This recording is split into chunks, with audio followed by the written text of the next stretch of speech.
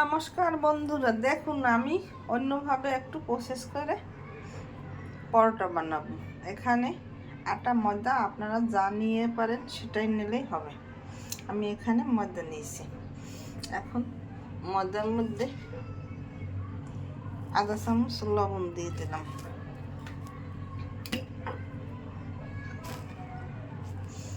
1 table চামচ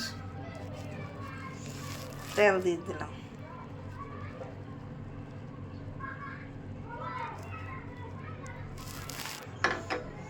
আর এখানে জল নিয়েছি। এটাকে এখন এই ময়দার সঙ্গে তেল আর লবণটা মিশিয়ে নিতে হবে ভালো করে।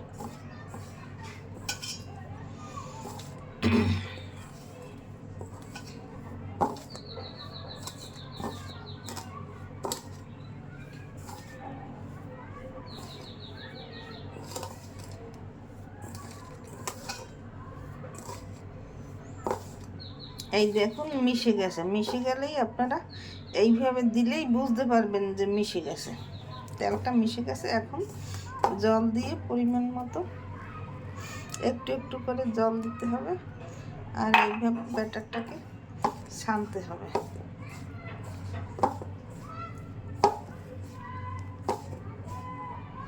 আমি 2 মিনিট পর ফিরে আসছি।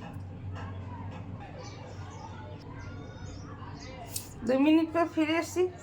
আমি ময়দা ছেনে এরকম গোল শেপে নিয়েছি। এখন এটাকে এইভাবে করে ঘুরিয়ে তারপর রুটির আকার করে বেলে নিতে হবে। 2 মিনিট পর ফিরে আসছি। 2 মিনিট পর ফিরে আসছি, রুটির আকার বেলে নিয়েছি। এখন এখান থেকে মাঝখান থেকে এইভাবে একটু কেটে নিতে হবে। তারপর এটাকে এইভাবে ভাঁজ দিয়ে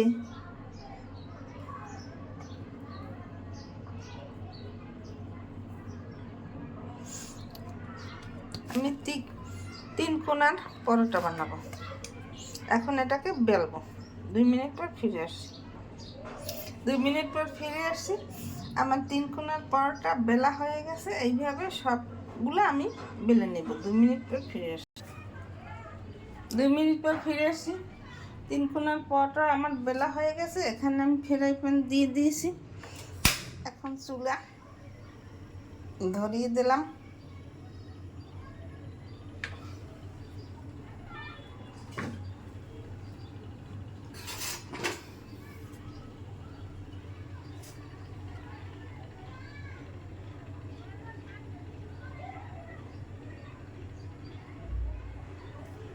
ফ্রাই প্যান গরম হয়ে গেছে।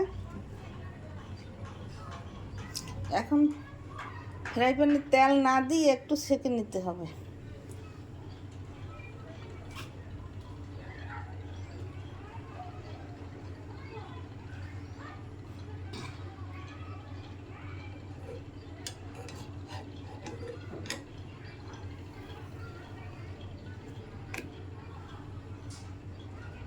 একটু সময় সেঁকলে তারপরে তেল দিলে পরোটা ভাজা ভালো হয়।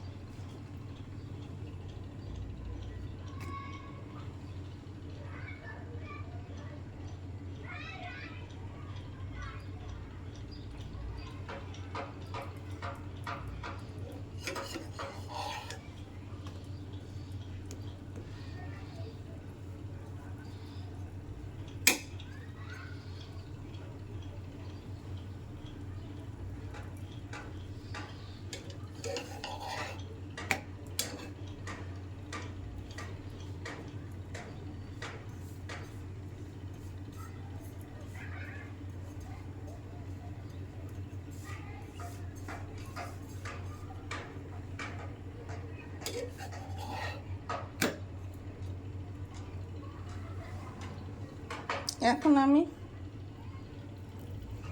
অল্প অল্প তেল দিয়ে দিলাম।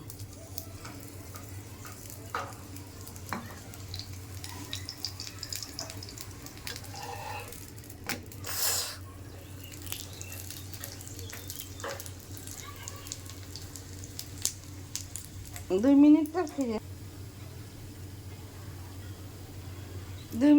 ফিরে আসি। দেখুন আমার পরোটা ভাজা হয়ে গেছে। এইভাবে সেকে হালকা হালকা তেল দিয়ে ভাজলেই ভালো হয় পরোটা ভাজা। দেখুন ফুলে ফুলে উঠছে। 2 মিনিট পর ফিরে আসছি। 2 মিনিট পর ফিরে আসছি। এরকম সেকে অল্প তেলে ভাজা একটু সেকে নিলে আগে থেকে।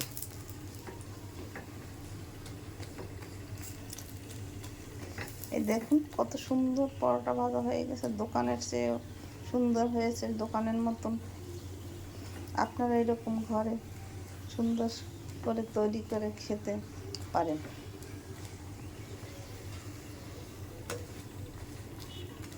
সুন্দর সুন্দর ভিডিও পেতে আমার চ্যানেলটিকে সাবস্ক্রাইব করে দেবেন, লাইক কমেন্ট শেয়ার করে পাশে থাকবেন। এই দেখুন অনেকগুলো পরোটা ভাজা হয়ে গেছে।